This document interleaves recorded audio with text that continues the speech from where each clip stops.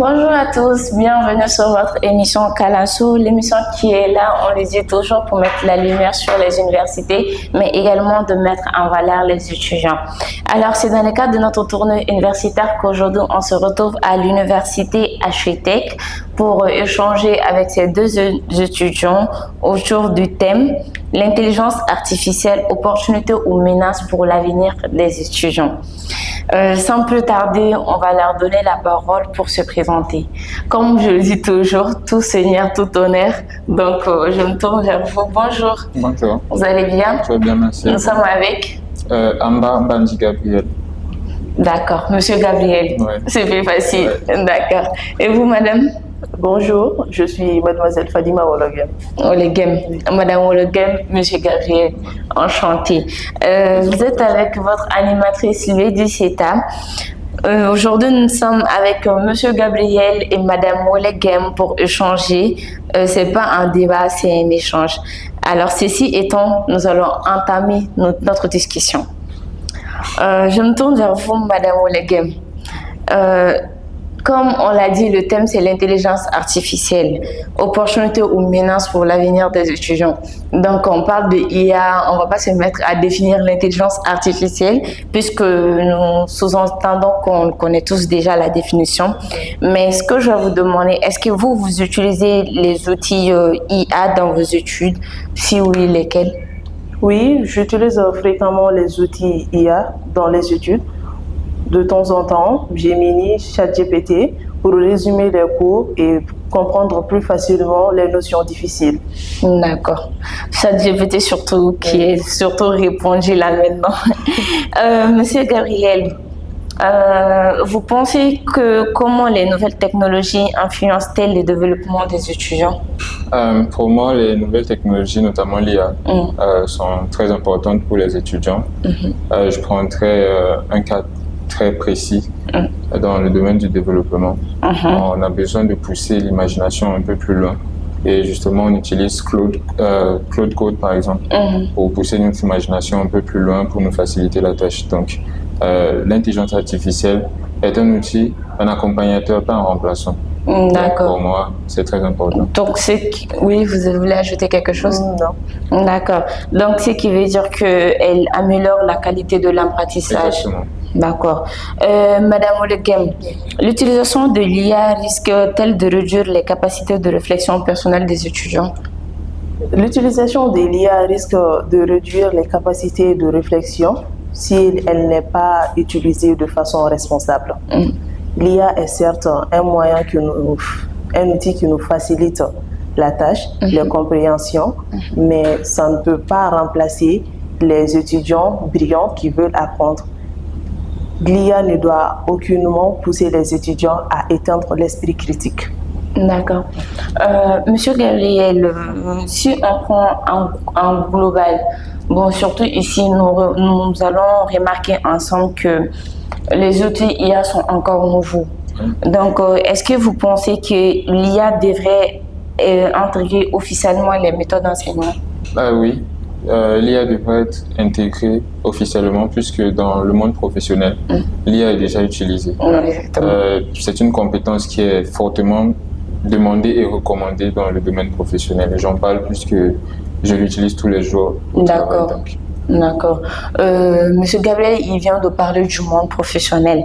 Mais est-ce que les étudiants, en parlant de monde professionnel, est-ce que les étudiants doivent développer les compétences en IA pour rester compétitifs sur le marché du travail?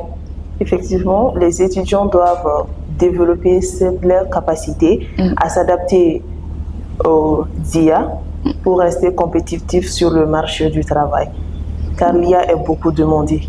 D'accord. Mais selon vous, quels sont les principaux avantages de l'IA pour les étudiants? L'IA, en un premier temps, assure un gain de temps. D'accord. Tu gagnes plus de temps avec l'IA. L'apprentissage devient plus facile car c'est un cours personnalisé, disponible à tout moment. D'accord. Monsieur Gabriel, vous avez quelque chose à ajouter? Pour moi, l'IA facilite l'accès aux notions qu'on ne peut pas forcément avoir en classe. On a 3 heures de cours par matière, c'est pas suffisant.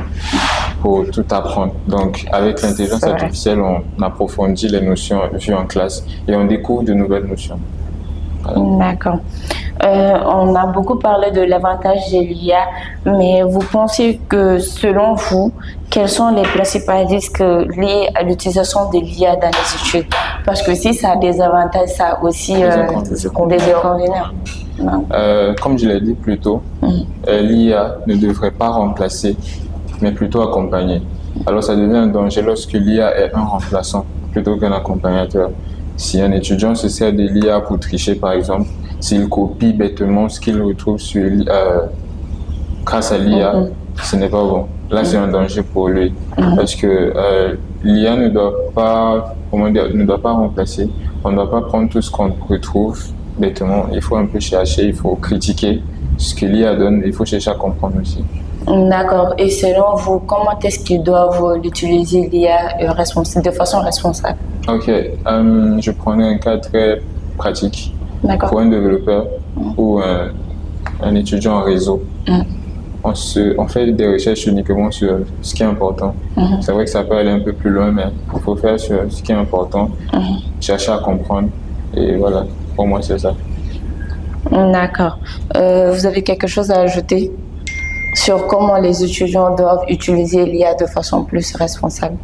De plus responsable, pour ajouter quelque chose à ce qu'il a dit, l'esprit critique doit rester en premier lieu, car l'IA ne fournit pas toujours des réponses exactes. Surtout en version gratuite. D'accord, justement. Version gratuite. Cette version que nous utilisons tous d'ailleurs. D'accord. Et sur ce, nous passons nos salutations à nos chers et tendres partenaires, la service, qui sont là pour nous fournir sur des bons tissus de brodés et consorts, mais pas que, qui sont aussi là pour confectionner. Alors, en parlant d'étudiants, d'études et tout, aujourd'hui nous sommes à l'université HITEC. Monsieur Gabriel, c'est quoi HITEC déjà? Et est-ce que vous pouvez nous parler aussi des programmes de formation de l'université HITEC? Oui, HITEC est un centre de formation. Je ne vais pas l'appeler université parce que l'enseignement ne s'inscrit pas dans un cadre de recherche, mais c'est dans un cadre de formation professionnelle. On apprend directement le métier. Donc pour moi, c'est un centre de formation. D'accord. On apprend directement le métier. Et en ce qui concerne les domaines d'apprentissage, il y a développement d'applications qu'on va appeler IDA. D'accord. Niveau 1, niveau 2 qui se transforme en LPSI en 3e année. D'accord. Il y a télécommunications qui devient niveau 1, niveau 2 qui devient LPSRIT pour la 3e année. D'accord. Voilà. Il y a également gestion des ressources humaines. Bon, ce côté-là, je ne connais pas trop. D'accord. Elle peut vous épauler? Voilà. Oui.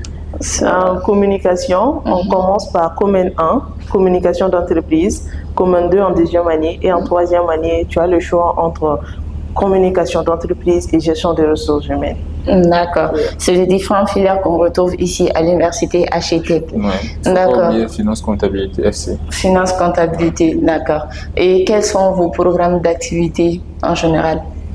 Le programme d'activité, au cours de ces années, HITEC a mis sur place plusieurs clubs d'apprentissage, le club d'anglais, le club d'art oratoire, souvent des clubs de jeux, de football, de basket. On apprend, on s'épanouit. D'accord. Vous avez quelque chose à ajouter sur les activités que vous faites ici à HITEC? Oui, il y a également la journée américaine. La journée traditionnelle, la semaine de l'intégration des événements du genre, la semaine de la femme également. Parce qu'on ne prend pas une journée pour la femme. Ça, c'est intéressant. On prend une semaine pour la femme. Ça, c'est intéressant. Pour les années prochaines, on a d'autres projets qui sont, Inch'Allah. Prévus. Encore, d'accord. Il y a des clubs qui sont également prévus. D'accord. Alors, on va revenir à notre sujet. Madame Oulekam, vous pensez que, selon vous, quelle place l'IA devrait-elle occuper dans l'éducation de demain? Dans l'éducation de demain, l'IA doit être un instrument complémentaire au manuel déjà présent, assister les étudiants ainsi que les enseignants, mais en aucun cas les remplacer. En aucun cas les remplacer. Le mot juste surtout. D'accord, Monsieur Gabriel, malheureusement nous arrivons à la fin de notre échange. Suite à tout ce qu'on a eu à dire Qu'est-ce que vous pouvez nous dire concernant les avantages et les inconvénients de l'IA sur les étudiants précisément avant de passer à la conclusion? Comme avantage, on pourrait dire que l'IA permet un apprentissage rapide, un accès plus facile aux ressources, aux connaissances. Comme inconvénient, il y a la paresse. Pour moi, c'est ça, la paresse qui va engendrer la tricherie et autres. C'est ça le grand inconvénient. D'accord. Et vous, Madame Olega? Comme il a dit, ça tourne autour de la paresse. Et quand la facilité te rend paresseux, tu n'as plus le temps de réfléchir. Tu copies ce qui est à portée de main. L'esprit devient même court. Oui. D'accord. C'est quoi votre conclusion, votre mot de fin? Pour moi, toute technologie a ses avantages et ses inconvénients. Et il faut simplement s'adapter à la nouvelle technologie, l'utiliser à bon escient et voilà, évoluer avec. D'accord. Et vous, madame? L'IA ne remplacera pas les étudiants qui réfléchissent, mais les étudiants qui s'en servent de manière responsable auront une longueur d'avance. D'accord. Ainsi prend fait notre échange. C'était court mais assez profond et on espère que le contenu vous aura édifié. Et concernant la définition de l'IA, nous vous laissons cette charge de définir l'IA dans les commentaires. Merci à vous et merci à l'université HTech. Comme on le dit, c'est ça Kalanso, donner l'opportunité aux étudiants de s'exprimer, surtout de nous montrer qu'ils peuvent aussi se défendre dans les différents thèmes. Merci à vous, merci de nous avoir suivis aussi nombreux et à la prochaine.